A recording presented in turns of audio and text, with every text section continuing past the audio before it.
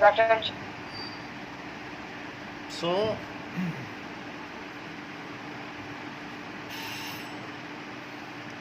nucleus is centrally located prime organelle of cell. So nucleus is prime का मतलब main,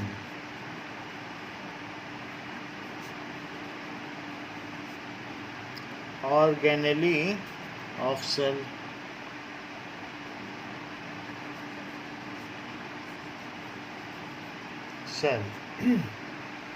ठीक है. It contains genetic material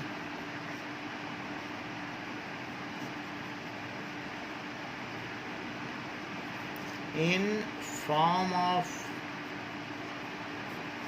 DNA, that is deoxyribonucleic acid. तो deoxyribonucleic acid के form में इसमें genetic material होता है, which is responsible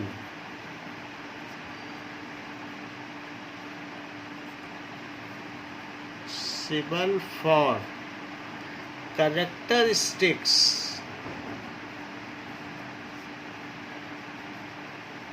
from one generation to other generation.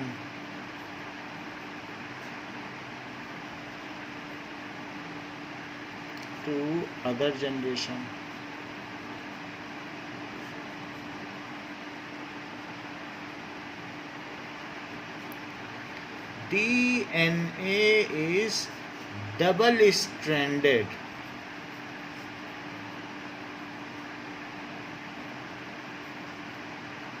तो ये दो धागों की संरचना होती है. स्ट्रैंड का मतलब क्या होता है? धागे.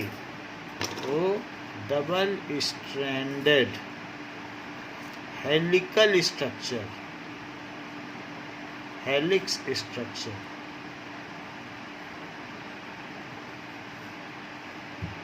ठीक है. डबल स्ट्रैंडेड हेलिकल स्ट्रक्चर होता है. एंड इट्स कंडेंस्ड फॉर्म, और इसकी कंडेंस्ड फॉर्म क्या कहलाती है? And it's condensed form is called chromosome. And it's condensed form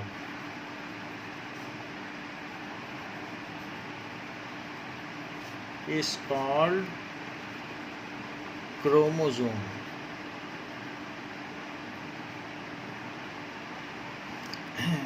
Chromosomes are formed during the time of reproduction. DNA तभी कंडेंस होता है जबकि रिप्रोडक्शन होता है. Chromosomes are X-like structure.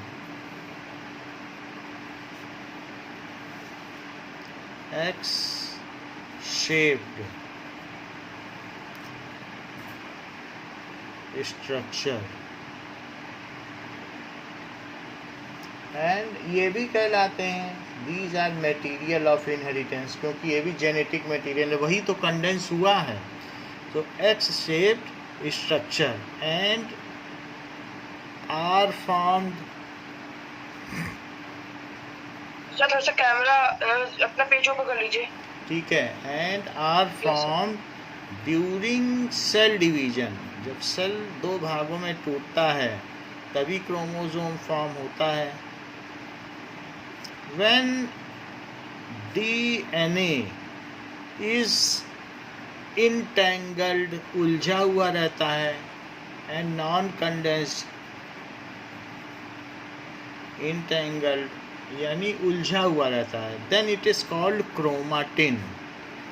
It is called chromatin thread.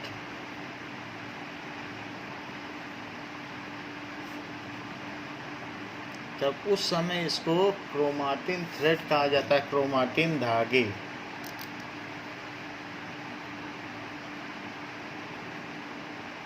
Okay, a long strand of DNA which is responsible for one character in us is called gene.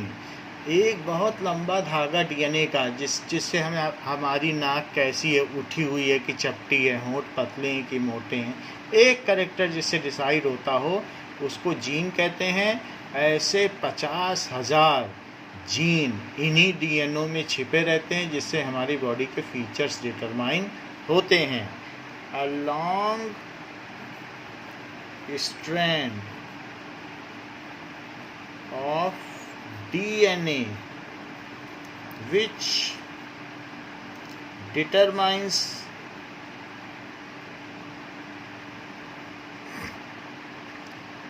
any character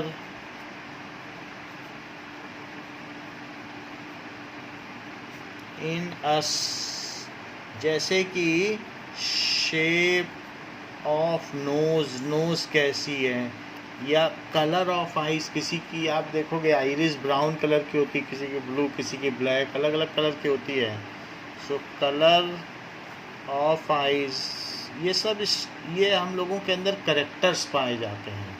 तो जिससे एक लंबे DNA को, जिससे कि ये डिटरमाइन होता हो कि ये मान लो अलग अलग DNA है, तो DNA का एक स्ट्रैंड है इतना, और इससे ये पता चल जाए कि हमारी आइस का कलर क्या होगा, उसे जीन कहेंगे। यही चीज़ जब बहुत इसका लंबा होगा तो यही आगे चलकर कंडेंस होगा, और यही कंडेंस होकर क्रोमोसोम बना देता है।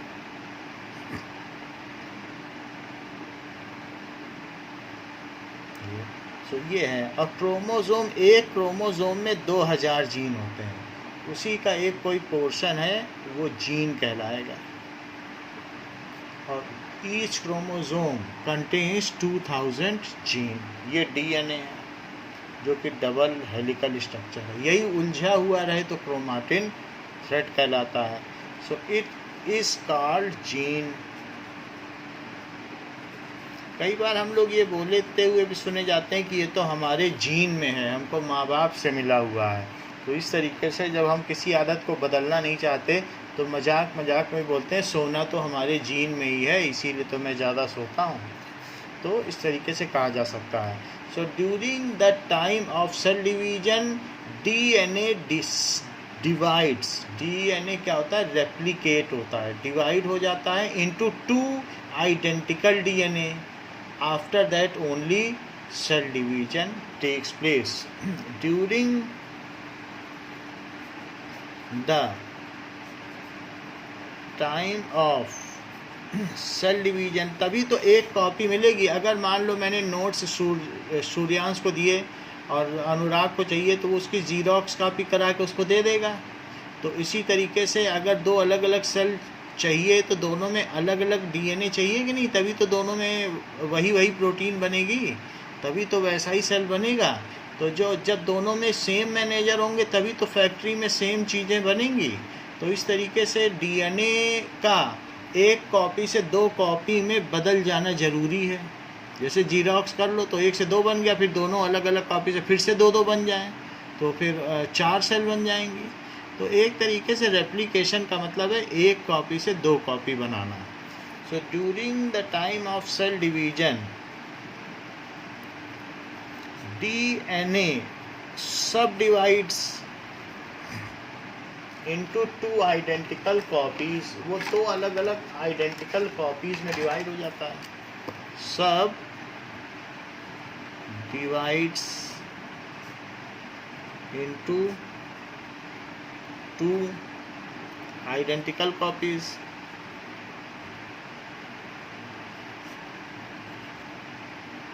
This is called DNA replication.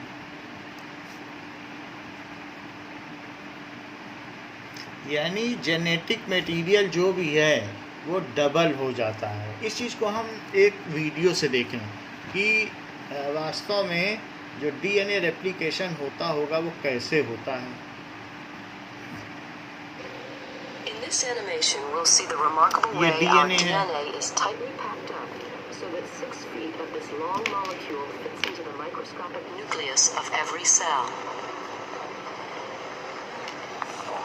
The process starts when DNA is wrapped around special protein molecules called histones.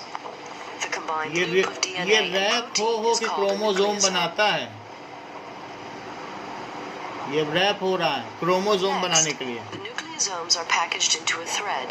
तो ब्लू The कलर end का क्या result है? is a fiber known as chromatin.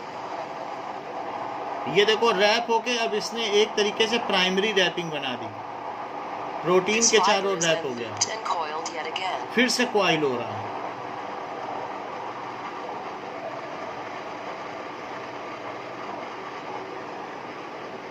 अब ये फिर से कॉइल हो गया, तो ऐसा हो गया, एक कॉइलिंग हुई, फिर से कॉइलिंग हुई। Leading finally to the familiar shapes known as chromosomes, which can be seen in the nucleus of dividing cells.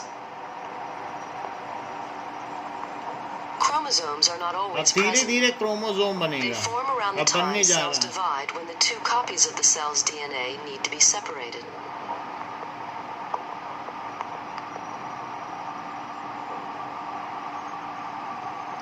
तो ये सेल का डिवीजन दिखाएगा कि कैसे 2 सेल बने, क्रोमोसोम बना, डीएनए रेप्लिकेशन देखें क्या क्या चीज होती होगी।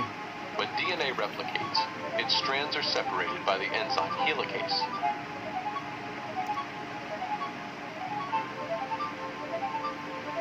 Single-stranded DNA ये binding अलग-अलग कर proteins देगा। keep the strands from reannealing. लेकिन एडिनिन के साथ थाइमीन चिपक जाएगा। हमें मालूम है कि एडिनिन के साथ कौन Which चिपकता है, forms from its 5' to its 3' ये देखो end. सबके साथ जो है, और साइटोसिन के साथ गुआनिन अपने आप ये हवा में तैर रहे हैं, वो चिपक जाएंगे। But the lagging strand और presents एडिनिन problems. के जो इधर है वहाँ थाइमीन था, उससे एडिनिन चिपक जाएगा, It forms in pieces called तो Okazaki 2 fragments. आइडेंटिकल बन जाएंगे।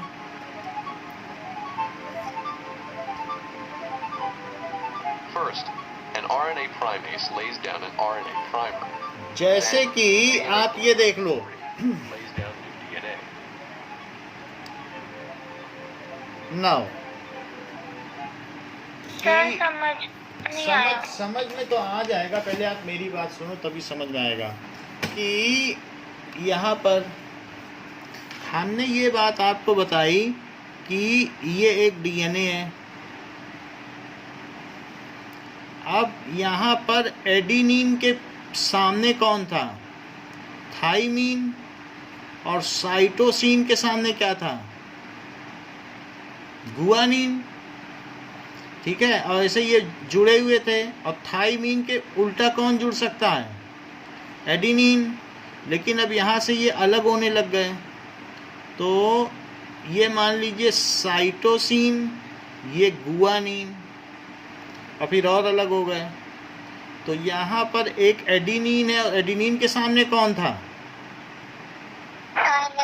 अच्छा, तो एडिनिन, यहाँ हवा में बहुत सारे एडिनिन तैर रहे हैं ऐसे, यहाँ बहुत सारे थाइमीन तैर रहे हैं, यहाँ बहुत सारे गुआनिन तैर रहे हैं, और बहुत सारे साइटोसिन भी तैर रहे हैं, ये देखो।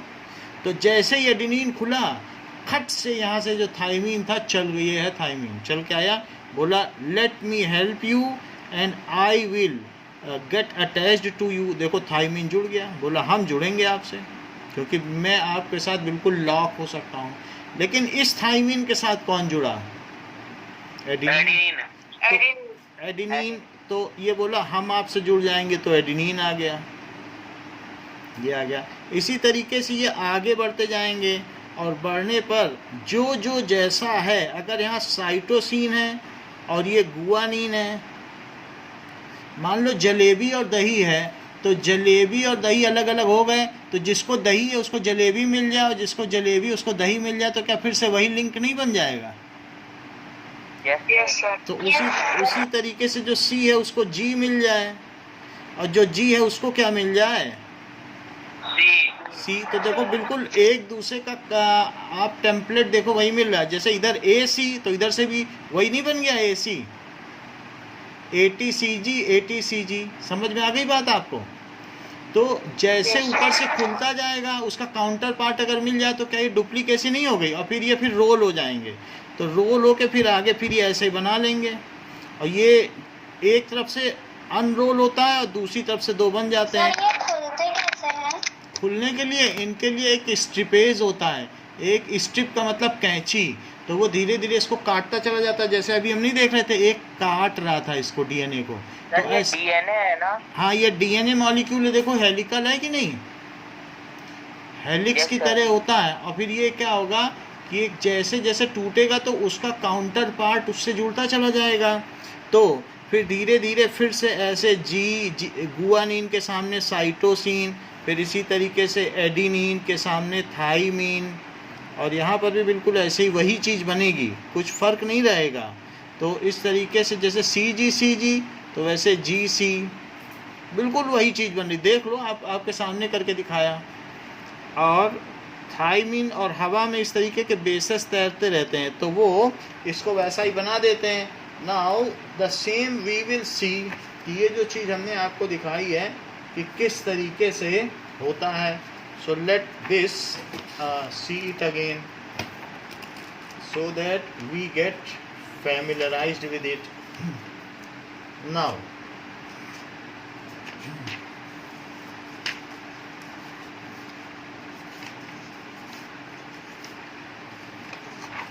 just hold.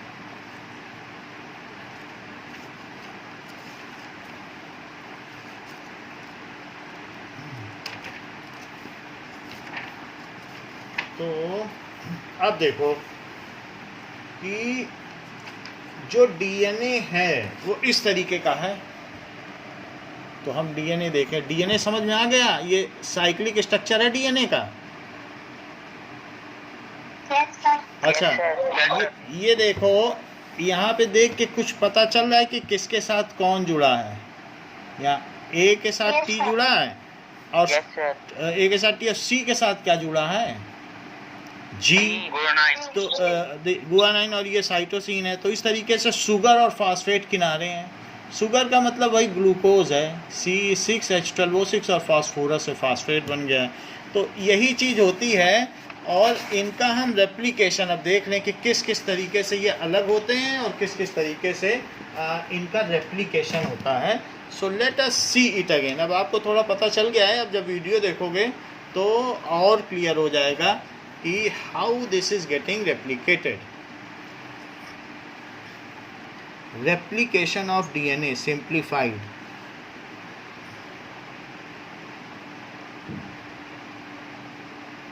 नाउ ओए आदि, एक गेम हो जाए। आज फॉर्म में नहीं है। काव्या, मूवी नहीं चलना? Now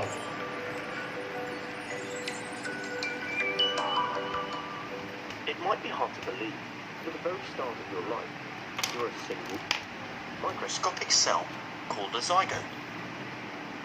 Your body now contains millions of cells, which all came about by the process of cell division. Cell division happens when one cell divides to form two cells, and it is the basis of growth and repair in humans. It's also used for aid.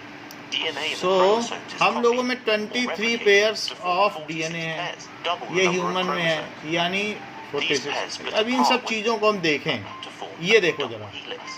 The strands are complementary. This means that यहाँ whenever पर there is adenine any guanine one सब strand, हैं, इसी में it है will be joined to a complementation. T in the opposite strand, and wherever there is a C, it will be joined to a G. C If you जी are के not साथ familiar जुड़ा with the है। structure of DNA, then take a look at this video. अब ये देखो During कैसे होता DNA है। replication, the double helix unwinds. Then, an enzyme called DNA helicase unzips the DNA, तो so ये the two strands are separated. हीलिएज जो This इसको happens स्ट्रिप at कर several रहा है, points along the तोड़ता DNA. जा रहा है, लेकिन तोड़ने से क्या An होगा, enzyme called DNA polymerase attaches itself to the DNA strands. and is उसका used काउंटर as पार्ट उससे जुड़ता जाएगा। देखो ये सब आ गए, जुड़ रहे हैं। now exposed bases on both strands. एक जोड़ने A वाला है, वो pairs with जोड़ता भी T जा रहा है। and C pairs with G. This forms two DNA molecules. Each sir of T which से क्या था? has one brand new strand. भाई सी से हुआ मतलब साइटोसिन, और जी से These two guanine. strands twist to form a double helix. अब वो फिर The two मुड़ सर गए। टी से molecules are फिर both से पूछो, identical एक मिनट to the जरा original. बोलो, क्या पूछ रहे हो। सर टी से क्या होता है? टी से? टी से थाइमीन और एडिनिन, वो एक दूसरे के काउंटर पार्ट होते हैं। Yes sir. 4 होते हैं, थाइमीन एडिनिन के साथ जुड़ता है और गुआनिन साइटोसिन के साथ। एडेनिन ए से होता है? हैं? एडेनिन ए से होता है क्या? एडिनिन ए से है। तो इसमें अगर आप देखें तो इसमें आप ध्यान से देखें तो 4 चीज़ें, एडिनिन, गुआनिन, एडिनिन के साथ थाइमीन और साइटोसिन के साथ guanine.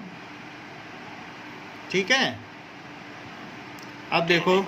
In some ways, DNA replication is similar to transcription, a process that happens during protein synthesis. तो इस तरीके से यहाँ हमने आपको दिखाया रेप्लिकेशन। देखो जरा, Then an enzyme called DNA helicase. इसमें सब दिख रहा है ना, एडिनिन थाइमीन सभी हैं, लिखे हैं, यहाँ लिखे हैं एडिनिन थाइमीन।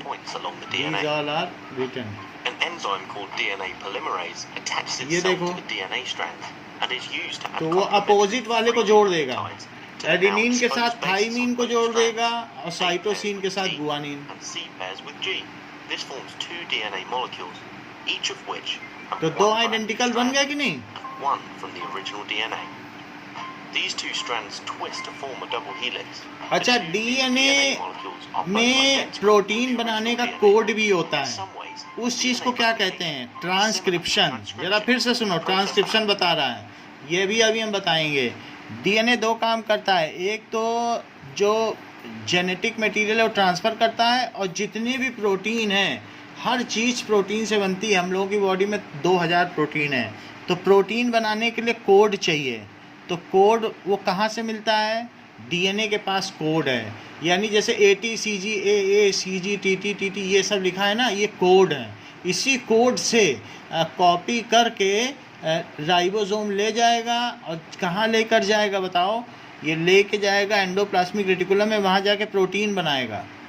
तो बताओ, प्रोटीन बनाने की भी जिम्मेदारी, उसका कोड देने की जिम्मेदारी किसकी है? जैसे अगर आपको कोड मिल जाए, कोई बार कोड मिल जाए, तो आप क्या उस बार कोड से स्कैन करके, कोई पेपर होता है वो फ़ोन से बार कोड या QR कोड स्कैन करके क्या उससे पता कर लेते हो कि क्वेश्चन पेपर क्या है? QR कोड समझते हो कि नहीं? तो वैसे QR कोड कुछ ऐसे से होता है, तो वैसा ही कोड इसमें ATCG, एडिनिन, गुआनिन, साइटोसिन करके एक लंबा कोड है। तो वो चीज़ इससे कॉपी की जाती है और एंडोप्लाज्मिक रेटिकुलम में, रफ एंडोप्लाज्मिक रेटिकुलम में जाती है, वहाँ प्रोटीन भी सिंथेसिस होता है। देख लेना, डीएनए के 2 काम हैं, एक रेप्लिकेशन और दूसरा ट्रांसक्रिप्शन। रेप्लिकेशन इसलिए होता है कि जब 2 सेल बन रहे हैं तो दोनों को इक्वल जेनेटिक मटेरियल मिल जाए, और ट्रांसक्रिप्शन किस लिए होता है? प्रार्थना, प्रोटीन बनाने के लिए। बिल्कुल अच्छी बात बोली है आपने। अब जरा देखो, protein synthesis. They both तो ये use protein enzymes synthesis to के लिए create भी nucleotides कोड together. कॉपी होता They है। both take place तो in the जो भी nucleus, कोड but है, there are important एक कोई differences. आया है वो कॉपी In करके DNA ले जाएगा। तो replication, each कॉपी DNA करने strand is उसके used बारे में as a हमें ज़्यादा template जानने की to ज़रूरत नहीं है, identical DNA बस हमें molecule. रेप्लिकेशन In पता चल transcription, गया, यही बड़ी बात है। each strand अब जरा of DNA देखें, is used to Now- produce a single strand of RNA. So, अब देखिए, now, in this video, you'll learn कि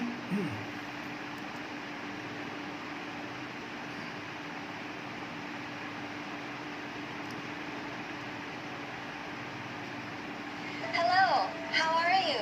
अब हम देखेंगे क्रोमोसोम क्या होता है, जीन क्या होता है और डीएनए क्या होता है, जिससे कि हम उसे डिफाइन कर सकें। What if we get to know the probability of us falling a prey to a particular disorder in advance? What if we can predict serious So what are chromosomes? Chromosome क्या होते in the हैं? cell? Let's try and answer all of these queries in this session. Here we have this simple cell as an example. Can you see the thread-like structures here in the nucleus? इसके अंदर thread like These structure threads है, are called chromatids. They are chromatids. usually tangled in this fashion when present in a regular active cell. Now, what if this cell has to undergo division? Is it possible to divide this single cell into 2 equal halves with such a tangled bundle of threads? अगर ये उलझे हुए रहेंगे तो क्या cell divide हो पाएगा? Imagine we have these different colored threads No, tangled sir. together. ये क्रोमाटिड्स If है। we were to separate them, then what should be the first thing we should do?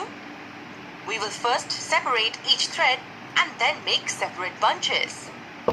In a similar way, even the cells separate these chromatid threads. This process is aided by condensation of the threads. It means these chromatid material will gradually start coiling like a telephone wire. As a result, the threads will gain structures like these. Are we familiar with this kind of a structure? Have we come across it before? That's correct. It is the structure of a typical chromosome. What are chromosomes? Well, we'll get into their details in the upcoming sessions. For now, we need to get a basic idea about them. So we have this cell with threads sorted in this classical chromosome structure. This structure is seen only when the cell is in the process of division. So can we say that both chromatids and chromosomes are the same? Yes, they are. The different names are for the different structures. Now the next question is, what are these threads, or chromosomes to be precise, made up of? If we zoom into the structure of this chromosome, we find small segments like these that make up the complete structure. These functional segments are nothing but genes. जिससे property decide होती है. Chromosomes are made up of genes? Absolutely. All these segments make up the whole structure. Now let me ask you one more interesting question. Do you think the genes will also be made up of something? Will there be units that make up these segments? If your answer is yes, then you're absolutely right. Genes are also made up of some units. If we zoom inside this gene segment, then we find large molecules like these that make up the segment. These large molecules, or macromolecules to be precise, are DNA molecules. This is not a new term for us. We are quite familiar with the term DNA as it's very commonly used these days. But what exactly are these DNA molecules? Well, this single large molecule is composed of 3 units. And what units are these? Let's reserve this explanation for our upcoming videos.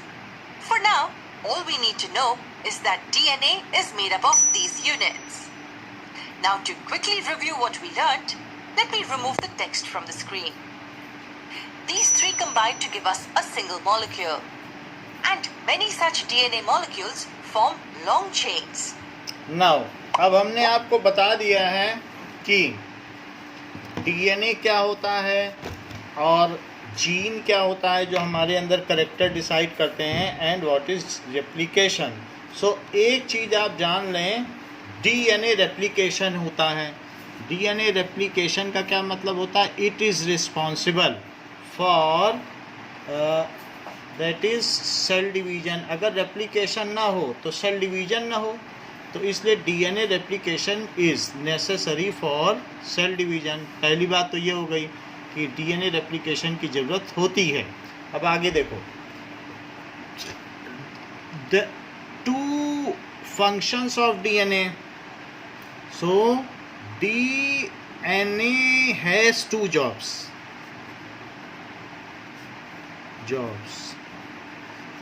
One is DNA replication. That is when DNA का जो लंबा strand है, it सब divides into, जैसे हमने बताया कैसे divide हो रहा है, सब divides into 2 identical strands, then it is called DNA replication. When DNA molecule, बहुत लंबा होता है मॉलिक्यूल, इसका मॉलिक्यूल सब divides into 2 identical DNA molecule, ये डेफिनेशन है. देन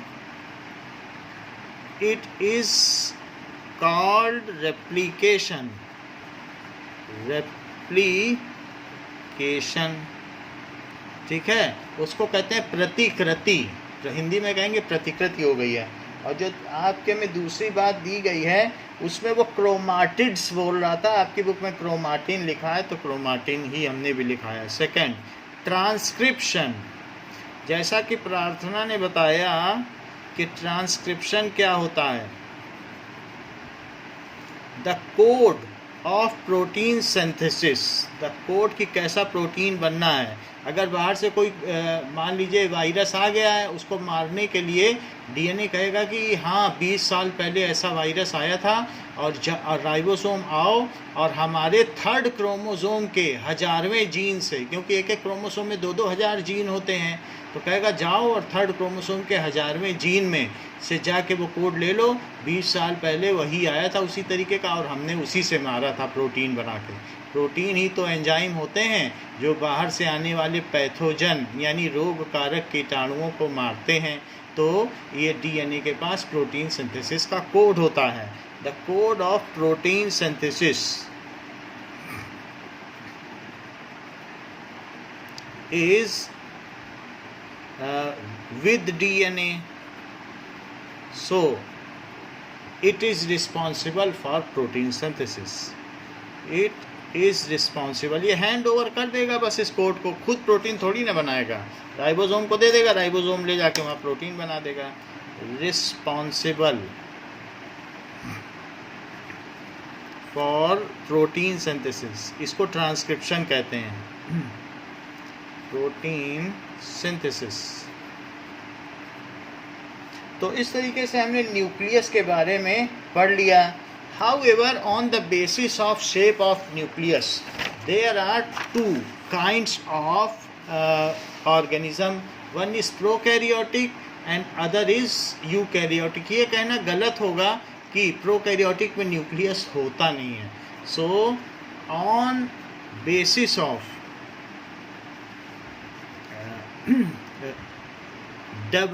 development of nucleus या nucleus, on basis of structure of nucleus,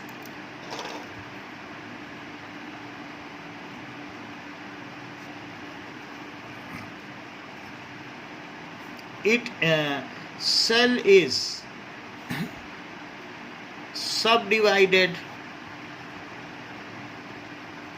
into two types. कौन कौन सा? Prokaryotic. Here nucleus is not a well defined region. Nucleus एक well defined reason नहीं होता है। In this nucleus बस वो पूरे सेल में ही घूमता रहेगा। Is not, जैसे बैक्टीरिया, हाँ, वेल डिफाइंड रीजन, कोई वेल डिफाइंड रीजन नहीं है। एंड इट लैक्स का मतलब इसमें अभाव होता है, lakhs nuclear membrane,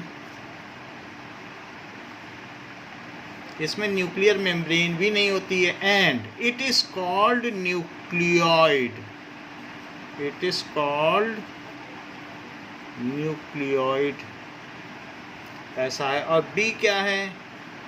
eukaryotic cell. सो जब भी डेफिनेशन लिखो इनकी तो सिर्फ न्यूक्लियस के बारे में लिखो, इससे ज़्यादा मत लिखो, नहीं तो बात अच्छी नहीं मानी जाती है। So what is eukaryotic cell?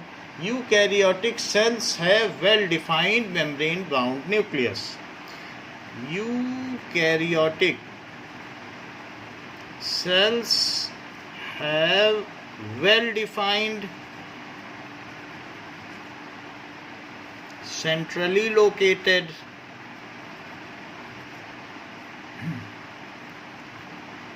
membrane bound nucleus.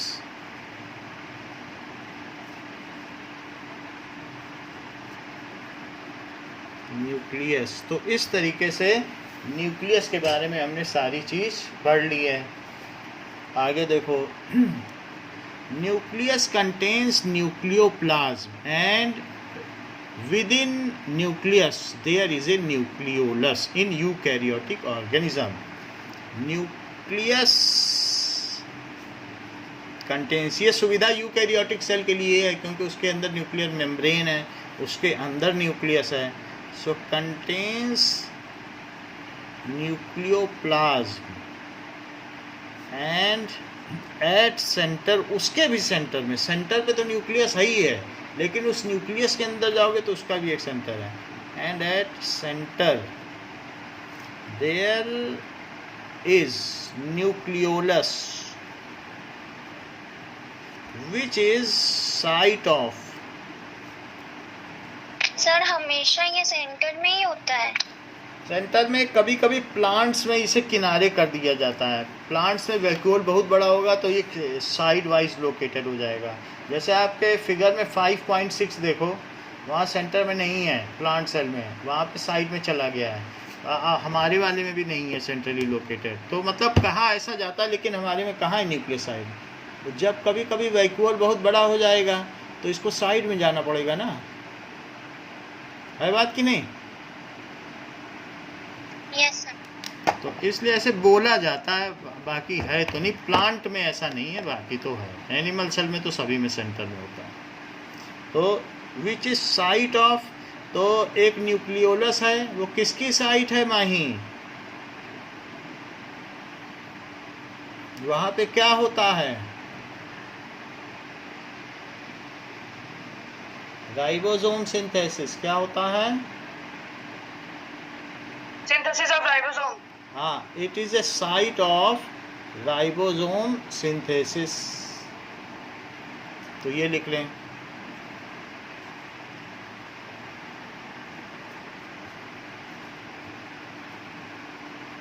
अब देखो कि नेक्स्ट इज साइटोप्लाज्म. ये थर्ड सेल ऑर्गेनल है, साइटोप्लाज्म. सो साइटोप्लाज्म में the temporary amount of onion peel को जब हम देखेंगे या ह्यूमन चीक के अंदर वाले को देखेंगे, मेम्ब्रेन को, तो it is very less stain. तो सबसे ज़्यादा अंदर स्टेन होता है, और लेकिन एक ऐसा भी रीजन है जिसमें लेस स्टेन है, ज़्यादा कलर नहीं आया, तो ये साइटोप्लाज्म है. So what is cytoplasm. So the cytoplasm is the fluid content, fluid inside plasma membrane. The cytoplasm is fluid inside cell which is contained within plasma membrane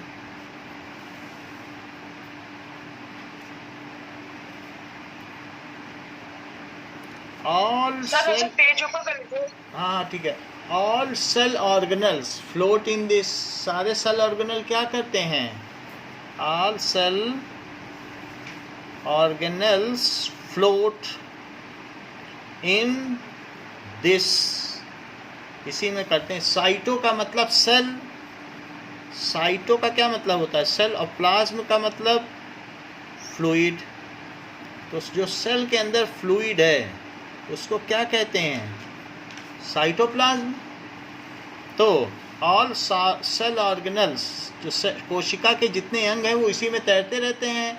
and transportation takes place through cytoplasm only. तो जो भी protein है या lipid है उनका transfer होता है तो वो इसी में होता है. जैसे नदी में बहुत सारे नावें चलती रहती हैं और एक जगह से दूसरी जगह सामान पहुंचाती, कुछ ना कुछ तो मीडियम होना चाहिए कि नहीं. So and transportation of material, चाहे ग्लूकोज का ही ट्रांसपोर्टेशन माइटोकॉन्ड्रिया तक पहुंचाना क्यों ना हो. सो ट्रांसपोर्टेशन ऑफ मटेरियल, कौन कौन से मटेरियल, बहुत सारी चीज़ें हैं. वाटर का ट्रांसपोर्टेशन, ग्लूकोज का माइटोकॉन्ड्रिया तक ट्रांसपोर्टेशन, प्रोटीन भी सब जगह पहुंचाया जाता है, लिपिड पहुंचाया जाता है, और मिनरल्स जैसे sodium potassium takes place through cytoplasm. Through, अगर सारा साइटोप्लाज्म निकाल दो तो क्या हो बताओ, सेल में से? वो तैरेंगे नहीं, एक जगह रुक जाएंगे। और पिचक नहीं जाएगा सेल क्या? अगर मान लो आपके अंदर से सारा ब्लड निकाल दिया जाए तो क्या वैसा शेप रह जाएगा बॉडी का? तो it also keeps the cell in shape. तो इस तरीके से ये सेल को शेप में भी तो रखता है, ठीक है। Cell organelles are enclosed by membrane, ये तो सब हम जानते ही हैं। So it also keeps the cell in shape. It also keeps the cell in shape and prevent the cell organelles, ठीक है, अंडर सेफ कंडीशन, क्योंकि वो टकराएंगे नहीं एक दूसरे से, तो पानी में तैरेंगे तो उनको जर्क नहीं लगेगा ना। And save the cell organelles from mechanical jerk, saves the cell organelles. कोई चीज अगर फ्लूइड में तैरती हो तो क्या उसको अचानक झटका लगेगा? वो आराम से तैरती तैरती जाएगी जहां तक जाएगी। ऑर्गेनल्स फ्रॉम मैकेनिकल जर्क, ये सारा इसका काम।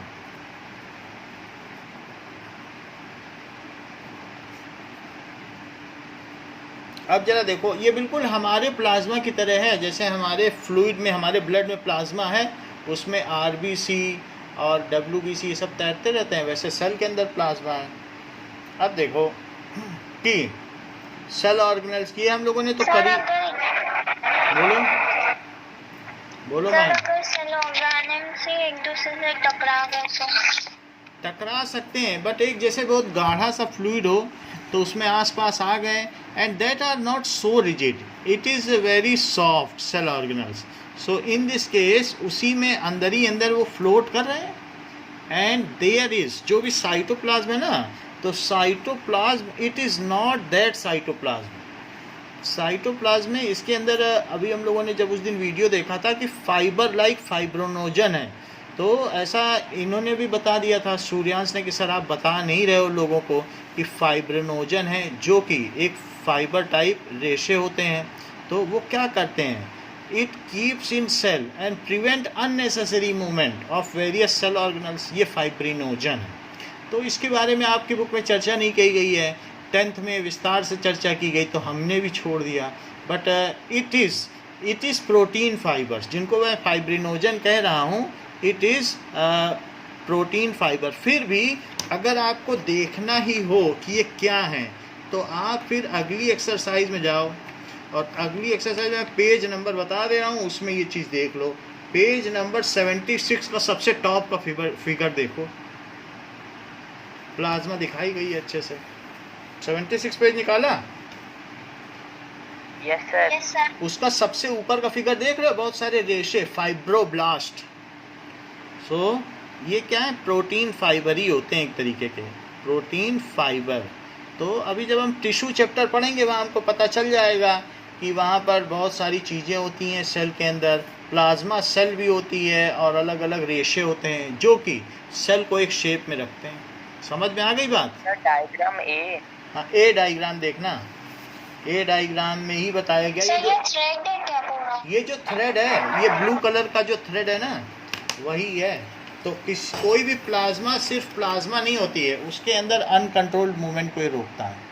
तो ये जो ब्लू कलर के पतले और मोटे थ्रेड दिख रहे हैं, यही सारे सर हमारे में डायग्राम अलग है। अलग है, यही है, ये जो हम दिखा रहे हैं यही तो है। सो दिस इज सर अलग है बुक में थोड़ा। बुक में अलग अलग, बुक में अलग अलग होगा, बट सर 75 पेज पे। 75 पेज नंबर पे है। 75 पे है यही चीज, थोड़ा अलग होगा, ठीक है। नहीं सर, सेम है डायग्राम, पेज नंबर देखो। चलो अब देखो, हम लोगों ने देख लिया साइटोप्लाज्म क्या होता है। अब चौथा पार्ट आता है। देखो कुछ लोगों ने सेल ऑर्गेनल्स की भी डेफिनेशन गड़बड़ लिखी है। अनुराग बताइए, डिफाइन सेल ऑर्गेनल। क्या? सेल ऑर्गेनल को डिफाइन करो। मतलब सेल, हाँ बताओ बेटा। So these are the structures that perform special functions within themselves are called cell organelles. The tiny organs present within the cell which perform different actions. Tiny organ जरूर बोलो, छोटे छोटे ऑर्गन. अब देखो, सो कुछ तो इतने छोटे हैं कि the tiny organ within the cells are called cell organelles. तो अब उनकी चर्चा की गई. ये सब भी सेल ऑर्गेनल्स में ही हैं. किसी भी बुक में आप देख रहे हैं ना, सब जो हमने 3 बताए. अब चूंकि ये प्रोकैरियोटिक में है इसलिए उनको इनसे अलग रखा गया. यूकैरियोटिक में ये भी हैं. तो 3 पहले पढ़ा दिए गए कि ये तो 4 कौन कौन से. एक सेल वाल हो गई, एक न्यूक्लियस हो गया, एक साइटोप्लाज्म हो गया. अब चौथा कौन सा है? पहले प्लाज्मा मेम्ब्रेन है ना. हाँ ठीक है. तो सेल वॉल की चर्चा नहीं की गई. सेल वॉल आगे दिया है क्या? सेल वॉल नहीं दिया तो कोई बात नहीं. सेल वॉल ग्लूकोज की बनी होती है. सेल वॉल का कहीं नहीं दिया है ना, नहीं दिया. तो सेल वॉल इसमें क्या है कि सेलुलोज की बनी होती है, वो हमने आपको बता दिया. तो कोई बात नहीं, चलो नहीं दिया तो. Endoplasmic reticulum, the tiny organs within the cell. आपने लेकिन बताया था कि सेल वॉल को ये प्लाज्मा मेम्ब्रेन बोलते हैं. सेल वॉल इसके ऊपर रहेगी. प्लाज्मा मेम्ब्रेन के ऊपर सेल वॉल है. सभी में सेल वॉल थोड़ी ना होती है, प्लांट में होती है. हम लोगों में होती तो खट से हाथ टूटता जैसे मोड़ती. तो है सेल वॉल खीरे की तरह टूट जाता है क्या हाथ जब मोड़ती हो तो? No sir. तो एनिमल में कहाँ सेल वॉल होती है? तो सेल वॉल सेलुलोज की होती है. और हमने बताया था C6H12O6 में से वाटर निकाल दो तो C6H10O5 बनता है. और इसके जब 1000 मॉलिक्यूल आपस में एक साथ कंबाइन करते हैं तो सेलुलोज बनता है. और उसी सेलुलोज की सेल वॉल बनती है. बताई थी बात की नहीं? और Yes, हम sir. लोग सेलुलोज नहीं पचा सकते, जबकि गाय पचा सकती है. उसके अंदर का शेर भी नहीं पता. शेर नहीं पचा सकता. तो सेलुलोज की बनी होती है सेल वॉल. अब देखो कि the tiny organs, now tiny organs present inside cell which perform different job. ऐसा कभी हुआ है कि आपने खाना खाया हो और पेट ने उसको पचाने से मना कर दिया हो? यस सर, होता है. अच्छा होता है. ऐसा कभी हुआ है कि आंखों ने सांप देखा हो और पैर ने दौड़ने से मना कर दिया हो? No sir. तो ये जो हमारी बॉडी के ऑर्गन्स हैं ये एक दूसरे के साथ कोऑर्डिनेट करते हैं. कोऑर्डिनेट कई बार तो आवाज़ ही सुनने में आ जाए कोई खतरनाक सी तो भी शरीर दौड़ पड़ता है. So why they coordinate with each other so that to protect our life. तो आंखें देखती हैं तो पैर दौड़ पड़ते हैं. हाथ में गरम लगा तो माइंड एक वो देता है कि हाथ हटा लो वहाँ से. सो ये कोऑर्डिनेशन ही तो है. ऐसा हुआ है कि हाथ से मुंह तक खाना ले जा गए हो, मुंह खोलने से मना कर दिया हो और मुंह के चारों तरफ खाना लग गया हो? ऐसा नहीं हुआ है. तो ऐसे ही सेल ऑर्गेनल्स आपस में कोऑर्डिनेट करते हैं for the benefit of cell, जिससे कि सेल जीवित रह सके. So they perform different job. ठीक है. So it is called division of labour. It is called division of labour. ठीक है. Various cell organelles coordinate with each other. एक दूसरे का सहयोग करते हैं, कोई किसी का विरोध नहीं करता. So various cell organelles coordinate with each other. Now sir वो डिवीजन ऑफ के बाद क्या है? क्या? सर वो डिवीजन ऑफ के बाद डिवीजन ऑफ लेबर यानी श्रम का बंटवारा. सेल उसके बाद प्रोटीन फाइबर भी है. नहीं वो कुछ नहीं है. वो तो हमने आपको बताया. आपने पूछा ना कि वो अगर टकरा गए तो फिर हमने बताया आपको कि उनमें प्रोटीन फाइबर है. माइटोकॉन्ड्रिया अपनी जगह से हिल ही नहीं पाएगा तो टकराएगा क्या किसी से? उसको जाने देगा? जो जहाँ वहीं रहेगा. ऐसे नहीं कि घूमते रहें, बस अपनी जगह फ्लोट करो. 10 तरीके के स्विमिंग पूल हैं, बस थोड़ा बहुत है. सेल में जो है फाइबर है, तो लिक्विड तो तैर सकता है, लेकिन बड़े बड़े सेल ऑर्गेनल नहीं आ जा सकते हैं। तो वेरियस सेल ऑर्गेनल्स, ऑर्गेनल्स भी है, बोलो। वो RGA जी ये गलत कर दिया, ऑर्गेनल्स ठीक है, ए आ गया। So various cell organelles coordinate with each other, एक दूसरे के साथ सहयोग करते हैं फॉर सर्वाइवल ऑफ सेल, जिससे कि सेल जिंदा रह सके। Survival of cell. अब देखो एंडोप्लाज्मिक रेटिकुलम, अब इसके बाद इन्होंने बोला है अलग से फिर से इसको पढ़ा जाए सारे सेल ऑर्गन को जो कि यूकैरियोटिक में पाए जाते हैं। तो पहला है एंडोप्लाज्मिक रेटिकुलम, ठीक है। वैसे उसी के कंटिन्यूएशन में दिया है, देखो 5.2.4 है और फिर 5.2.5 नहीं दिया है, तो है वही सब चीज़ें रेटिकुलम। तो अच्छा तो यही रहेगा कि आप उसको भी उसके आगे ही जोड़ लो, उससे कुछ फ़र्क नहीं पड़ता, 4 लिख लो इसे, reticulum. What is endoplasmic reticulum? So endoplasmic हाँ So it was first observed by Garnier ना sir 1897। देखो मुझे पता नहीं, अभी मैं देखता हूँ, आप जो बताओगे मैं इसमें लिख दूंगा। So the endoplasmic reticulum is large network of membrane bound tubes. तो जब भी सेल के न्यूक्लियस के चारों तरफ, देखो सेल के न्यूक्लियस के चारों तरफ एक इस तरीके की ट्यूब होती है जो एंडोप्लाज्मिक रेटिकुलम है, जो न्यूक्लियस को घेरे रहती है। ये एक ऐसा जाल बनाती है कि कोई फालतू का आदमी न्यूक्लियस के अंदर ना जा सके, क्योंकि वो मैनेजर का कमरा है। ऐसे नहीं कि कोई भी आए कि हमें मैनेजर से मिलना है, तो उसकी रखवाली कौन करता है? ये एंडोप्लाज्मिक। तो ये न्यूक्लियस हो गया, और न्यूक्लियस के चारों ओर कौन बैठा हुआ है? एंडोप्लाज्मिक रेटिकुलम, लार्ज नेटवर्क है। So endoplasmic reticulum is a large network of membrane. अगर हम ध्यान से देखें तो एंडोप्लाज्मिक रेटिकुलम दिखने में कैसी होती होगी? Now endoplasmic reticulum, Excuse me sir। Endoplasmic reticulum. According to Wikipedia, अब देखो, the endoplasmic reticulum is, in essence, So, the transportation system of the eukaryote. ये आप देखें तो करीब करीब ऐसी होगी। कुछ आइडिया लग रहा है न्यूक्लियस के चारों ओर इसका कैसा जाल है? सर ये रफ भी होता है, स्मूथ भी होता है, दोनों होता है, लेकिन ये जो मैं दिखा रहा हूँ ना, ये अगर आप देखोगे तो इसमें सर ये तो रफ है ना? रफ है। देखो इसमें राइबोसोम चिपके हुए दिख रहा है, ये राइबोसोम लिखा है। Yes sir. राइबोसोम बहुत छोटा लिखा है, लेकिन ये न्यूक्लियस के चारों ओर है, और इसमें ये इस तरीके से एंडोप्लाज्मिक रेटिकुलम न्यूक्लियस के चारों ओर रहता है। ऐसे एक पूरा नेटवर्क ही है चारों तरफ। तो ये है एंडोप्लाज्मिक रेटिकुलम, ठीक है। तो endoplasmic reticulum it is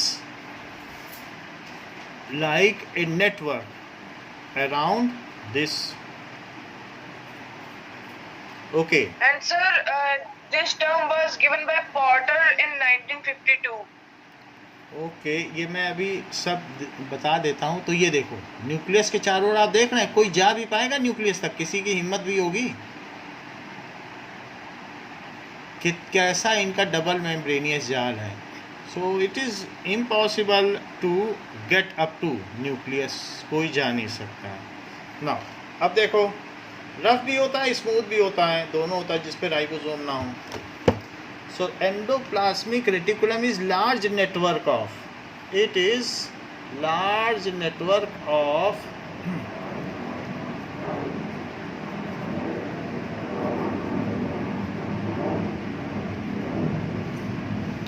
membrane bound tubes. अंदर ट्यूब है ऑफ मेम्ब्रेन बाउंड, जैसे सिकुड़े हुए बैलून्स हो, बिल्कुल उसी तरीके से ट्यूब्स। सो और शीट्स भी होंगी एंड शीट्स हमने इस तरीके से बना दिया, तो एंड शीट्स। तो ये इसका काम क्या है, बहुत ज़्यादा इसके बारे में नहीं जानना है। So its structure is similar to plasma membrane. जिस चीज़ की प्लाज्मा मेम्ब्रेन बनी होती है प्रोटीन की और साथ में लिपिड की, बिल्कुल उसी तरीके से ये भी होता है। इट्स स्ट्रक्चर, अच्छा प्लाज्मा मेम्ब्रेन का स्ट्रक्चर देखा था क्या? अब मैं फिर दिखा दूँ आपको, थोड़ा याद आ जाए। तो वो मॉलिक्यूल कैसे थे, डबल लेयर आपको याद आ रही है क्या?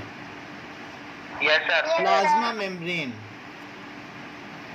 According to National थोड़ा Human सा Genome Research Institute, मान लो the plasma membrane, also called कि the cell जो membrane, इस is तरीके the से membrane मेम्ब्रेन found थी, in all double cells that layer separates the interior of the cell from the outside environment. ऐसा था। तो प्लाज्मा मेम्ब्रेन अगर देखा जाए तो इस तरीके से दिखती है। ये है प्लाज्मा मेम्ब्रेन, ये देखो डबल लेयर्ड है। तो डबल लेयर्ड में कई गेट हैं जिससे कुछ न कुछ अंदर जा सकता है। तो इसी तरीके से ही एंडोप्लाज्मिक रेटिकुलम भी होता है। तो it's structure is like plasma membrane. अभी तो हम शुरुआत पढ़ रहे हैं सेल की, अभी अगले क्लास में जाएंगे तो और ज़्यादा पढ़ेंगे। अभी हमें बहुत छोटी छोटी चीज़ जाननी है, सिर्फ उनके नाम जानने हैं कि सेल में क्या क्या होते हैं। तो it is large network of membrane bound tubes and sheets. Its structure is similar to plasma membrane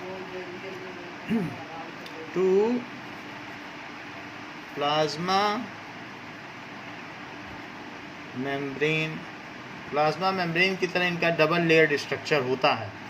okay, now there are two types of endoplasmic reticulum. तो it is of two types, कौन कौन सी होती हैं? Rough endoplasmic reticulum और smooth. Rough endoplasmic reticulum, उसका short form क्या होगा?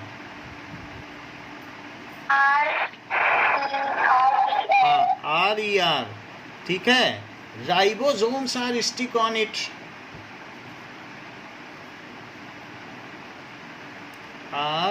स्टिक ऑन इट, सिर्फ चिपके रहेंगे। तो हमने इसमें चिपकाए नहीं, किसी किसी में चिपका दो, एक में चलो चिपका देते हैं। तो अब ये RER हो गई, और ये SER जिसमें नहीं चिपके हैं, stick on it and it is a site of protein synthesis. यहाँ पर प्रोटीन का निर्माण होता है। So it is a site of protein synthesis. Some other endoplasmic reticulums on which no ribosomes are stick, other, ठीक है, part of endoplasmic reticulum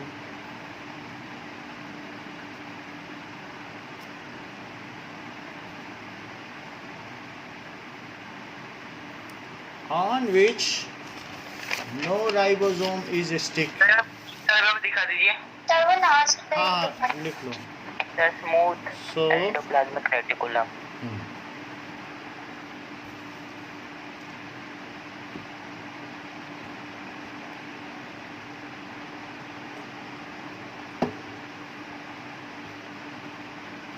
sir हो गया। ठीक है। So other part of endoplasmic reticulum in which no ribosome is stick,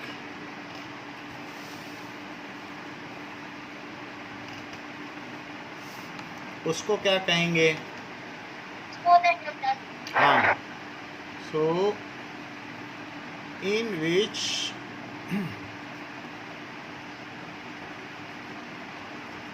no ribosome is stick,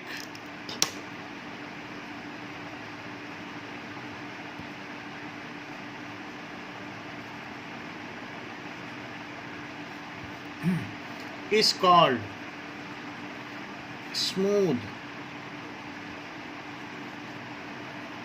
endoplasmic reticulum. It is a site of lipid synthesis. Lipid के और भी नाम हैं, lipid को फैट भी कहते हैं, ऑयल भी कहते हैं। लिक्विड भी पता है, सिंथेसिस, ठीक है। अच्छा अब देखें, लिक्विड भी तो कहते हैं, क्या सर लिक्विड भी कहते हैं ना इसको? लिक्विड? Yes sir. लिक्विड नहीं कहेंगे, लिपिड है और फैट, बस लिपिड को फैट ऑयल कह सकते हो बस। सो it is called smooth endoplasmic reticulum, तो लिखा है फैट मॉलिक्यूल्स, तो फैट लिख देना। सम of these proteins and lipids, so these protein and lipids help in building the cell. These proteins and fats को ही लिपिड कहते हैं, लिपिड्स हेल्प इन, सारे सेल मेम्ब्रेन तो इन्हीं के बने हैं, इन और जो ऑर्गेनल के भी मेम्ब्रेन इन्हीं के बने हैं, building the cell, building the, क्या लिखा है, so these are cell membrane, so building the cell membrane. बिल्कुल जो बुक की लैंग्वेज है वही मैं लिख रहा हूँ, कोई वही आपको याद करनी है, क्योंकि उससे ज़्यादा हमें जानना भी नहीं। मेम्ब्रेन बस समझना है, membrane. So it is, this process is known as membrane biogenesis, यानी प्रोटीन और फैट से मेम्ब्रेन का बनना क्या कहलाता है? इट इज कॉल्ड, हाँ, making of cell membrane, making of cell membrane. और ये भी तो प्लाज्मा मेम्ब्रेन का ही पूरा बना हुआ है, तो making of cell membrane from fat and protein. From ना लिखें, विद लिखें, मतलब उनसे बनना। फ्रॉम का मतलब होता है अलग होना किसी चीज़ से। With fat and protein is called membrane biogenesis. Membrane का निर्माण, बायोलॉजिकल और जेनेसिस का मतलब निर्माण, तो बायोलॉजिकली किसी चीज़ का निर्माण हो तो उसको कहते हैं मेम्ब्रेन बायोजेनेसिस। अब जरा देखो, अच्छा, some other proteins and lipid functions and enzyme, कुछ और जो प्रोटीन है, सम प्रोटीन्स वो कहाँ जाएंगे, and lipids functions at enzymes,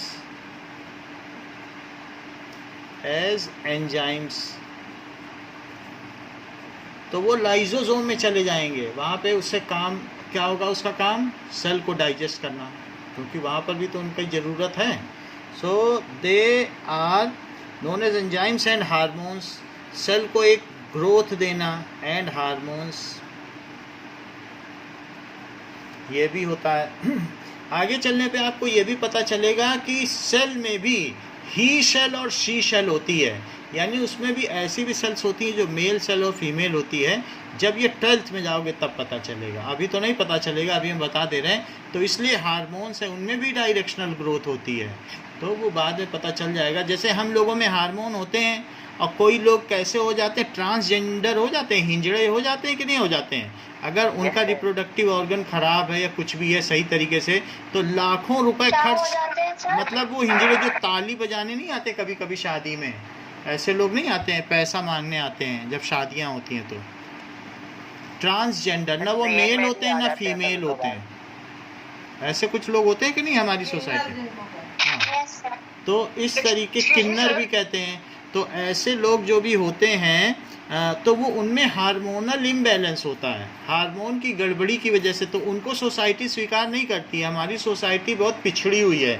सो दूसरे कंट्रीज़ में ऐसा नहीं है, उनको नौकरी का अधिकार, सब कुछ है, they live happily, but in Indian society उनको अच्छा नहीं माना जाता है।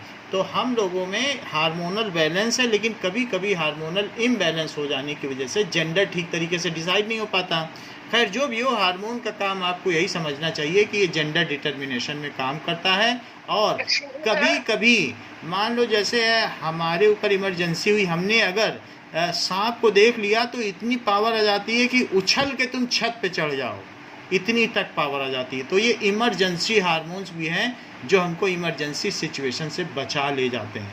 तो ये सारा काम हार्मोन को दिया गया है। बाकी एंजाइम्स का काम क्या है बताओ? For digestion. हार्मोन का काम क्या है बताओ?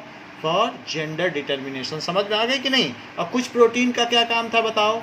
स्ट्रक्चरल प्रोटीन थे जिन्होंने सेल मेम्ब्रेन बनाई। प्रोटीन 3 तरीके के हमने बताए थे, एक ने स्ट्रक्चर दिया, तो दूसरे ने डाइजेशन किया, और तीसरे ने क्या किया?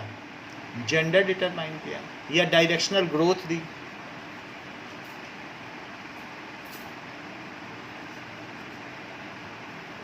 और इसका काम क्या है? एंजाइम्स, डाइजेशन और दूसरे फंक्शन। बॉडी में जितने भी रिएक्शंस होती हैं, डाइजेशन एंड रिएक्शंस जो भी बॉडी में होंगी, उन सबको ये कराएगा।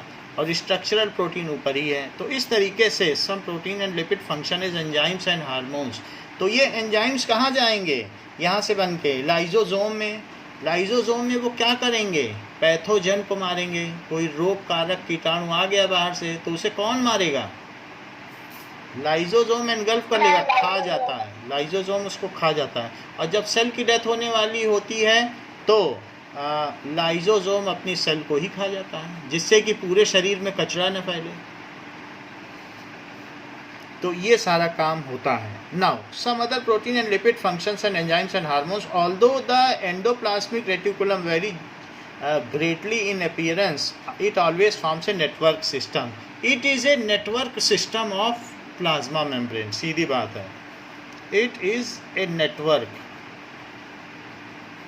system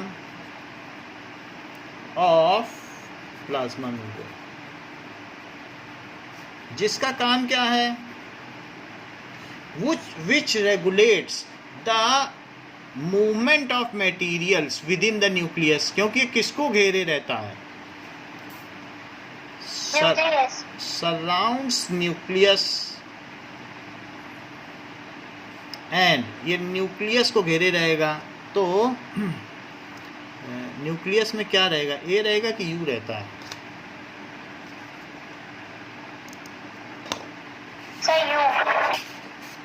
यू रहेगा ना। ठीक है, अब हम करते हैं nucleus. Surrounds nucleus and regulates exit and entry of material within the nucleus, and regulates entry and exit of material. ये काम है एंडोप्लाज्मिक रेटिकुलम का। अब देखो, one function of endoplasmic reticulum is serve as channel for transport of material between various region of cytoplasm and nucleus. तो वही चीज़ नीचे लिख दी है, ये चैनल का काम करता है कि साइटोप्लाज्म से कोई चीज़ अगर न्यूक्लियस में जाना चाहे तो वो किसके थ्रू होके जा सकती है? एंडोप्लाज्मिक रेटिकुलम तो बिल्कुल चैनल टाइप है। यहाँ से गेट से घुसे, फिर वहाँ से गए, फिर वहाँ से गए, घूमते घूमते जाएगा न्यूक्लियस के अंदर। इतना आसान नहीं कि खट से चला गया न्यूक्लियोपोर के अंदर। So it serves as a channel, ठीक है, बिटवीन साइटोप्लाज्म एंड न्यूक्लियस। ये पूरा नेटवर्क है, as channel between cytoplasm and nucleus. तो किसी चीज़ को इसी से गुजर के जाना पड़ेगा। And also it provides framework providing a surface for some of the biochemical activities of the cell. तो ये एक ऐसा फ्रेमवर्क है, इसमें बहुत सारे और भी काम होते हैं, जैसे प्रोटीन सिंथेसिस इसी पे होता है। सो बायोकेमिकल एक्टिविटीज़ इसी पे होती है। और साथ ही साथ ये जो है, इसी के चारों तरफ तो माइटोकॉन्ड्रिया और सब लाइजोसोम है, तो इसी पे खिसकते खिसकते वो मटेरियल चला जाएगा, माइटोकॉन्ड्रिया तक खिसकते खिसकते लाइजोसोम तक चला जाएगा। तो ये सिर्फ साइटोप्लाज्म को न्यूक्लियस से ही नहीं जोड़ता, बल्कि अलग अलग सेल ऑर्गेनल्स के मध्य भी संपर्क स्थापित करता है। It also communicates, helps in communication of material या transportation of material between various cell organelles। क्योंकि बहुत बड़ी जगह है, ऐसा बहुत छोटी सी जगह में नहीं समझो कि ये एंडोप्लाज्मिक रेटिकुलम, ऐसा ना सोचिए छोटी सी जगह में, ये कितनी बड़ी जगह में है। तो ये पूरा एंडोप्लाज्मिक रेटिकुलम है, बीच में न्यूक्लियस है। तो ये न्यूक्लियस है और ये पूरा क्या है, एंडोप्लाज्मिक रेटिकुलम है। तो इस तरीके से हाँ बोलो Sir, the smooth endoplasmic reticulum also helps in detoxifying poisons. Check करने दो तो बताएं, ऐसा है ही है, लिखा भी है। तो ये चीज़ है। So in the liver cell of group of animal it is called vertebrates. So liver cell of group of animals called vertebrates. ये क्या काम करता है, बायोकेमिकल एक्टिविटीज़ करता है, वो तो छोड़ दीजिए। SCR plays a crucial role in detoxifying many poisons and drugs. तो इसी की सरफेस पर जो हमारी बॉडी में अगर किसी तरीके का कोई पॉइजन चला जाए तो इसी की सरफेस पर, जो SCR की सरफेस पर है, वो डिटॉक्सिफाई हो जाता है। सो SCR हेल्प्स, यानी उस जहर को निकालने का काम, हेल्प्स इन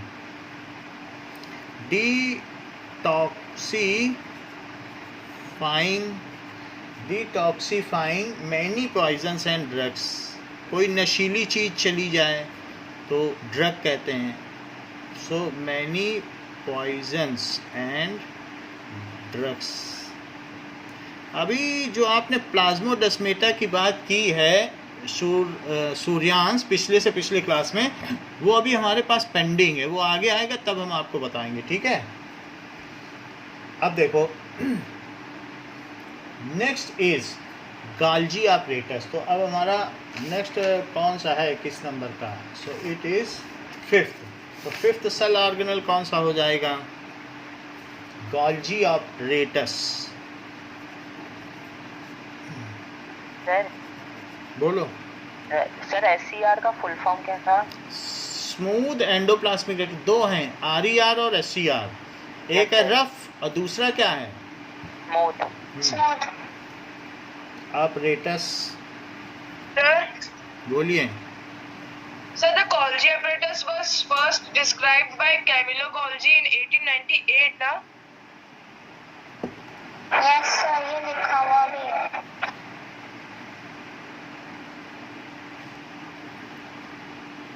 अब कब किया ये तो इसमें लिखा, कहाँ लिखा 1898?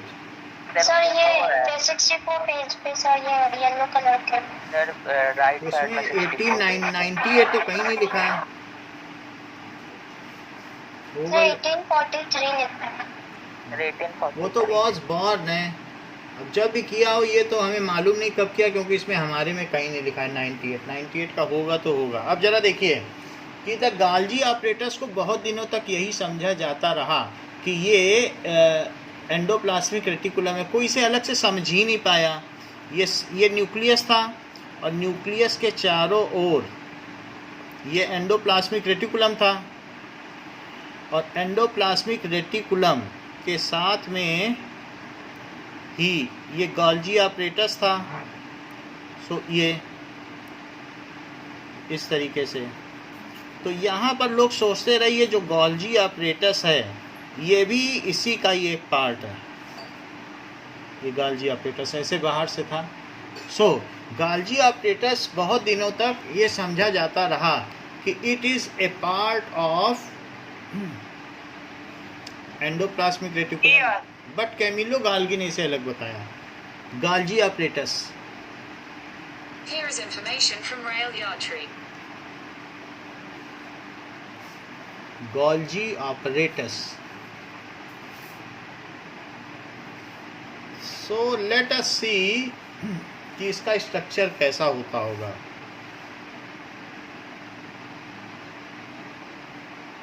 And sir, Now अब जरा देखो कि it looks like this। तो ये ऐसे दिखेगा, ये भी बिल्कुल प्लाज्मा मेम्ब्रेन टाइप ही है, बट इसका काम अलग है। इसका काम क्या है? इसका काम है कि लॉजिस्टिक सपोर्ट, ये स्टोरेज करेगा प्रोटीन और लिपिड का, उसकी पैकिंग करेगा और साथ में उसको सप्लाई करेगा। तो ये इस तरीके का है। तो इट इज़ लाइक दिस। तो इसी में स्टोरेज भी आप देख रहे हैं कि इसमें प्रोटीन अंदर भरा हुआ है, जब मर्जी होगी जिसको जितना देना होगा वो दे देगा। So it looks like different sacs, folded membrane type इसका स्ट्रक्चर होगा। और अगर हम इसके साथ देखें तो इसके साथ ही ऐसा है कि, लेकिन लोग सोचते रहे कि ये सब एक ही है, बस उसी का नेटवर्क है, दो इट वाज सेपरेट, इसका एक अलग ही स्ट्रक्चर था। सो नाउ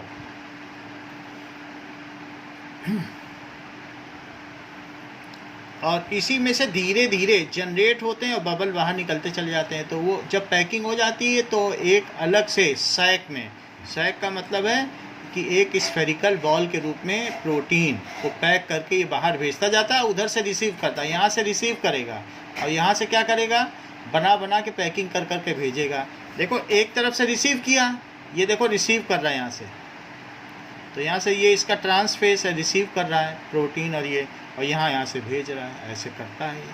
तो Golgi operators is responsible for, यहाँ भी देख लो पैकिंग करता जा रहा है और फिर यहाँ से छूट रहे हैं कि नहीं, प्रोटीन और लिपिड के मॉलिक्यूल बन रहे हैं कि नहीं। तो in this way Golgi operators it is first described bye, ये है Golgi operators.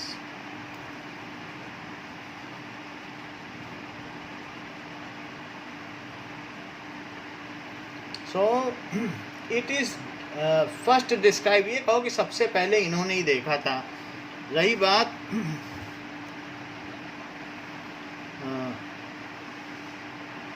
when Camillo Golgi seen Golgi apparatus, Excuse me, sir. बताइए। Sir, in animal cells it lies above the nucleus, and in plant cells it is scattered in the cytoplasm, that is known as dictosomes. आपने कहा ये 1998 में था क्या? No sir, 1898. Okay, ये पता नहीं चल रहा है तो अभी छोड़ देते हैं इसको, कहीं पर मिलेगा तो लिख सर लेंगे। ये हमारे बुक में तो 1843 है। हाँ वो उसमें तो वो जन्मे थे, उनका जन्म हुआ था। So the Golgi operators first described bye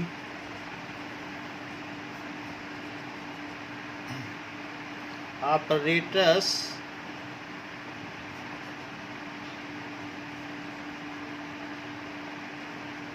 by Camillo Golgi. So Camillo Golgi, that is Brescia, जो कि कहाँ है, पैविया, ये पता नहीं चल पा रहा कौन से कंट्री के हैं, चलो कोई बात नहीं। सो Camillo Golgi ने सबसे पहले देखा, first described bye Camillo Golgi, and it consists of a system of membrane bound vesicles. Membrane bound बहुत Sir, सारे, I know where he was born. हाँ, so it consists of, इसमें क्या क्या चीज़ होती है, it consists of system of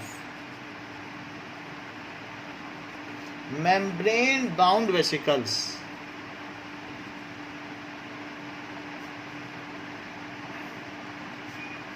ये बिल्कुल इसी तरीके से है जैसे एक थैली के ऊपर छोटी थैली रख दो, उसके ऊपर छोटी थैली, अपने घर में तहा के रख दो, बड़ा थैली छोटी थैली छोटी थैली, तो एक गोल्गी ऑपरेटर्स बन जाएगा। सब अलग अलग हैं। तो गोल्गी ऑपरेटर्स के बारे में अगर बात की जाए तो एक थैली, फिर उसके ऊपर उससे छोटी थैली, फिर उसके बाद उससे छोटी थैली, फिर ये निकलता रहेगा इस तरीके से। मेम्ब्रेन बाउंड वेसिकल ऐसा होगा। सो membrane bound vesicles arranged approximately parallel to each other, arranged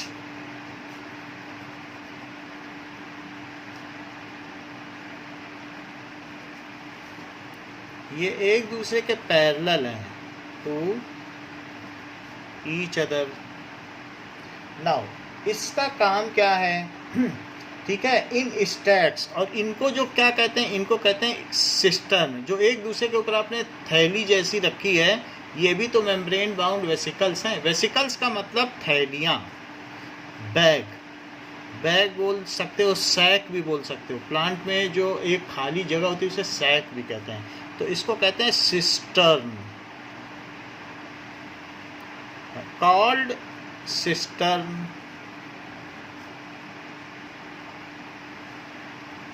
okay, now These membrane often have connection with the membrane of ER. ये जुड़ी रहती हैं ER से, क्योंकि उससे उनको सामान चाहिए, उनसे उनको फैट चाहिए, लिपिड चाहिए। So these are connected with endoplasmic reticulum से जुड़े रहते हैं। अब इसके बाद the material synthesized on ER are packaged and dispatched by Golgi apparatus. The material जिसका निर्माण ER में होता है on ER, उसकी पैकिंग कहाँ होती है? are packaged and synthesized, उसकी पैकेजिंग होती है and डिस्पैच भी कर दिया जाता है वहीं से। सर इसे तो GA भी बोलते हैं। GA कहीं लिखा है? हमने तो नहीं देखा। ठीक है, so it is packaged and dispatched by Golgi apparatus।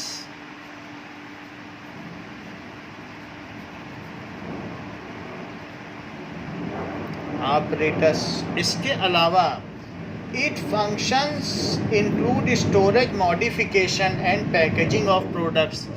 ये सिर्फ स्टोर करके पैक नहीं कर देगा, उसे मॉडिफाई भी करता है। जैसे आपने देखा कि कई बार प्रोटीन में फैट जुड़ गया था, एक हमने जो वीडियो आपको भेजा या ऐसे भी दिखाया था कि प्रोटीन और फैट जुड़ जाते हैं कई बार molecule. So its functions includes दो प्रोटीन को आपस में जोड़ देना। सो ना ये सिर्फ लेके पैक करेगा बल्कि उनको स्टोर करता है, मॉडिफाई भी करता है। स्टोरेज, मॉडिफिकेशन इन वेसिकल, ठीक है, ये सारा काम भी इसी का है। एंड पैकेजिंग, ये जो इसके अंदर की खाली जगह है उसी को वेसिकल कहते हैं, इसी में ये सारा काम होता है। And packaging in vesicles. एक और बहुत महत्वपूर्ण काम भी है।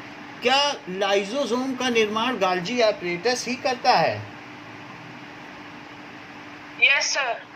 ठीक है, so the Golgi apparatus is also involved in the formation of lysosome. Sir निर्माण मतलब? It is synthesis, it is production. The sir वो तो सर न्यूक्लियस के अंदर न्यूक्लियॉल पड़ता है ना, लाइसोसोम। वो लाइसोसोम है। और लाइसोसोम क्या होता है? जो सारे पैथोजन को खा जाता है ना। लाइसोसोम एक होता है कि नहीं, बहुत स्ट्रांग डाइजेस्टिव एंजाइम है जो कि पैथोजन को खा लेता हो। एक सेल का ऑर्गेनल है। Sir, it is also involved in the synthesis of cell wall and plasma membrane. Golgi, हाँ ये भी है। Golgi apparatus is involved in formation of lysosome। ये कहीं लिखा है कि प्लाज्मा मेम्ब्रेन के बनाने में, वैसे तो करता तो है ही है, उसका तो काम है कि सब जगह भेजता है। सो इट इसका प्लाज्मा मेम्ब्रेन के बारे में फर्स्ट में लिखा था। कहाँ लिखा है? सर वो फर्स्ट लिखा। 5:1। अच्छा ठीक है, तो उसको लिख लेना अगर कहीं ऐसा है तो। बस ये चीज़ है। It also dispatches the material to all cell organelles. Packaging and dispatch करेगा। कहाँ डिस्पैच करेगा? सिर्फ यही नहीं है, जब डिस्पैच लिख दिया है so it dispatches by Golgi package and dispatched to various cell organelles. Cell organelle को करेगा कि और कहीं करेगा? बस सेल ऑर्गेनल को करेगा बाय Golgi apparatus। समझ में आ गई बात कि नहीं? तो सेल ऑर्गेनल में तो सेल मेम्ब्रेन भी हो गया, प्लाज्मा मेम्ब्रेन भी हो गया। इतना ही रखिए, इसके आगे जो बच जाते हैं उनको हम कल कंप्लीट करेंगे। Thank you. Okay, thank you sir.